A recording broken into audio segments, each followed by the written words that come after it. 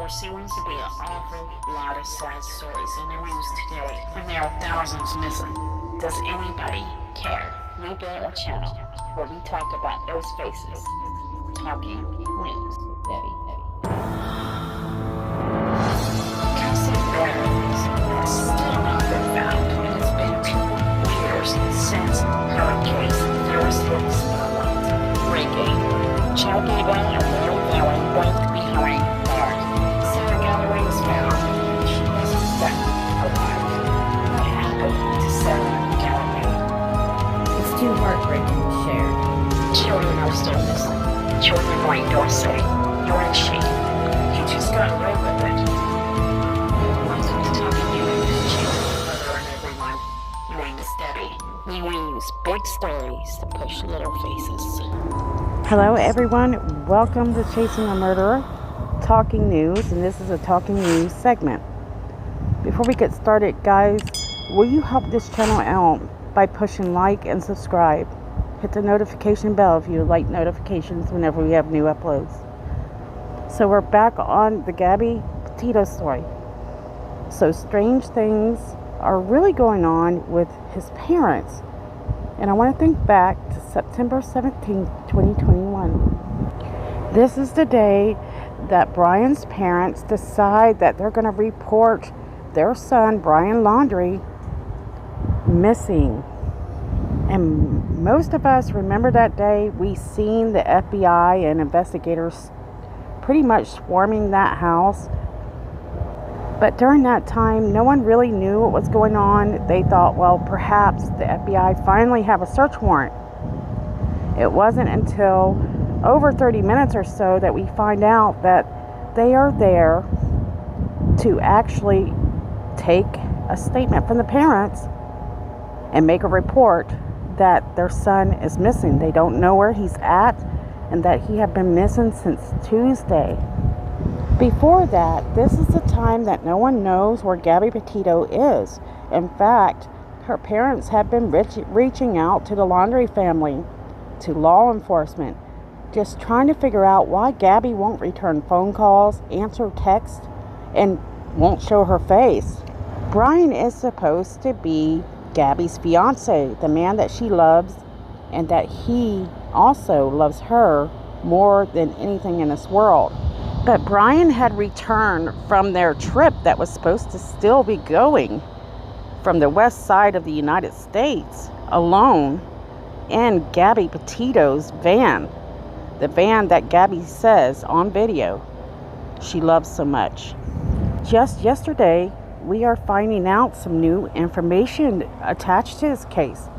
We find out that the FBI had gone to a AT&T store in Northport, Florida, close to the Laundrie's home, and actually pulled some security footage and found out that Brian and an older woman were in the store September 14th buying a phone. They're referring to it as a burner phone. So guys, this is important. Let's go over it.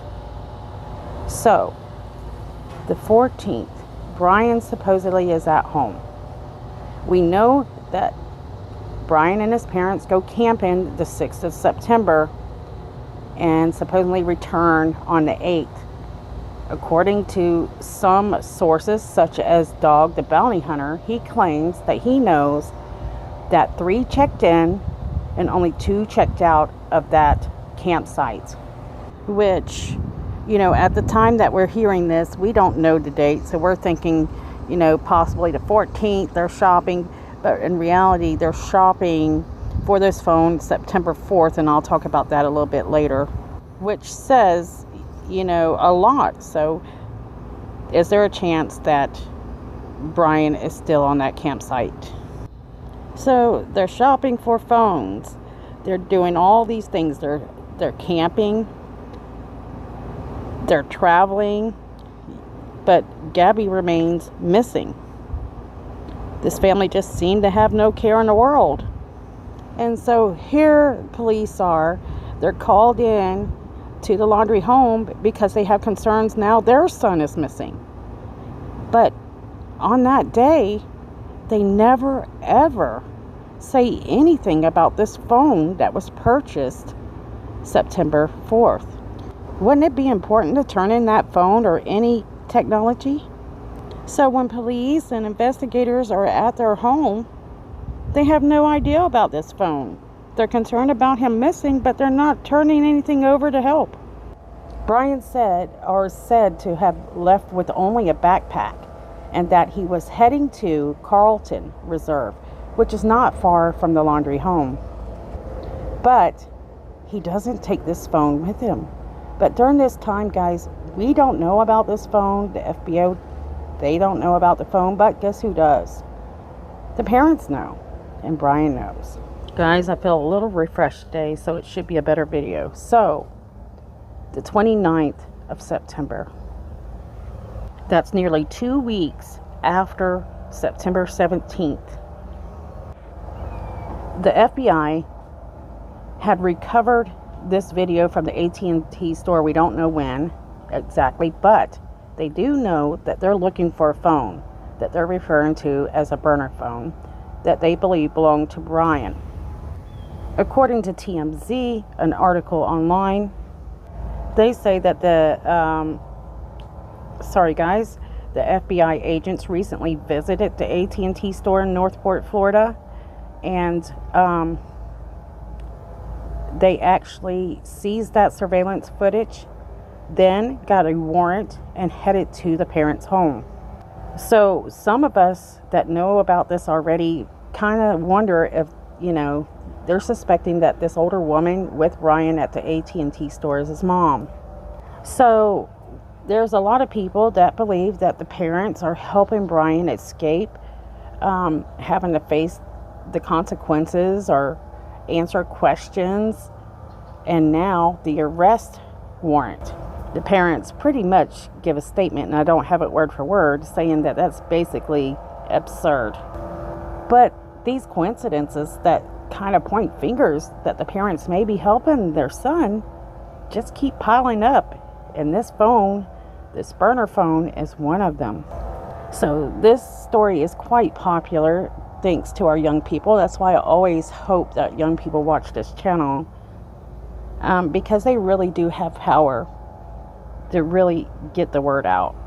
Now, that was the news that came out yesterday, but today they are saying that that the phone was actually bought September 4th. So that even gives a way bigger bit of time for the parents to know about this phone. And it really makes you wonder, what was the purpose of that phone? Now, if he truly left this phone behind, it could really send a message that if he went out without any kind of phone whatsoever, or his wallet, maybe there's signs that he may want to do something to harm himself. But then again, could he have used a piece of that phone for another phone? So remember that Gabby's parents were trying to reach out to this family, including Brian, but with no success. So was this burner phone an attempt to try to not have to deal with that and not have to give that family answers? Was there more than one burner phone? This only draws more questions for me. And again, why would you buy this phone and then leave it behind? So that's what's important. So according to a few news articles online, they say that the reason Brian left it behind was he was going hiking. And most people, when they go hiking, they want to bring their phone with them. What if you get lost? What if you run into trouble? So that excuse doesn't work for me. So here's something on the search warrant for this phone.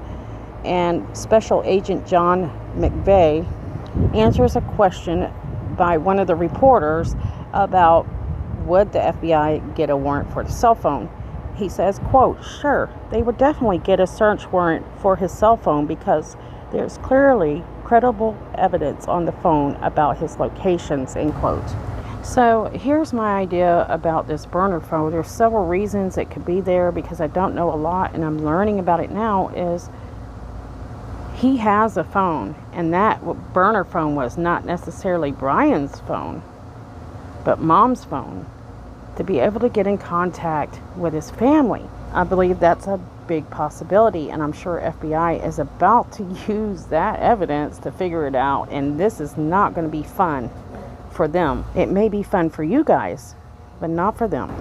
So no doubt, guys, that burner phone's going to give FBI and investigators a lot of information and a lot more open doors. Now, what I'm just learning a little bit about burner phones, especially with the Lori Vallow case, that sometimes when you buy a burner phone, you automatically go on a watch list simply because when you buy a burner phone, some people are trying to hide something. Not all, but some. And if you've ever heard of voice print, well, I hadn't either. That seems to be something that's becoming quite something that's being used often now. So I'm going to be looking into that as well. And if you have a Google Home, something like that, you know that that is already able to recognize your voice in order to know which phone to contact when you ask questions, etc. So guys, I wish I could go into more details on this, but really this is something new to me, and so I'll have to research a little bit more. But it seems that there's going to be plenty of ways for the FBI and several other sources like the NSA, all these things, to find certain people they're looking for, especially if they use Wi-Fi. So guys, there are burner apps that I don't know a lot about right now that you can actually purchase numbers and have text go to that. So I have a lot of theories of what Brian could be doing for communication and to keep up with everything that's going on. And yes, burner apps are real. I think a lot of people use them on their iPhones. I'm not sure. I think Android's a little bit more difficult. I think I've seen somewhere where they said Android phones are actually trackable no matter what. If you know about that, drop some comments below, share with us. So right now, the Gabby Petito family, they are stressing. You know that they're still going through a hell of a time, and they are waiting patiently for justice to come. And so that's all they can do is wait. I'm going to be honest with you, I think this case has moved quite fast compared to a lot of cases I've covered. So I want to go ahead and tell you guys, check these faces out. These people, they're small stories with big lives. Share their face, share their story. I have videos on each and every one of these guys, except for a few. In fact, I'm going to ask you, instead of Jasmine Robinson's video, to share Kiara Cole's. And we have so many children. That one is very heartbreaking. So the children, Dulce, Monkey, Wells. So before I totally close out, I want to update you and let you know that the bounty hunter dog has been searching this Fort DeSoto, the islands just lingering around the camp area. And he showed where he found a few cans and whatever, but really no luck. So do you guys think that Brian is still there? Do you think he's still at any of these reserves? Do you think he's just out hiking the whole nation? Share your ideas below. I do read them, guys, and I'll be pretty busy over the weekend, so I might get to them a little bit later. So thank you, everyone. I want to ask you guys to please, if you like this channel and you'd like to see me continue to cover these stories and raise awareness, push subscribe, hit the like button, hit the notification bell. If you would like to help us out in another way, you can donate to Chasing a Murderer at Patreon. Thank you so much, guys. Love you very much. See you soon.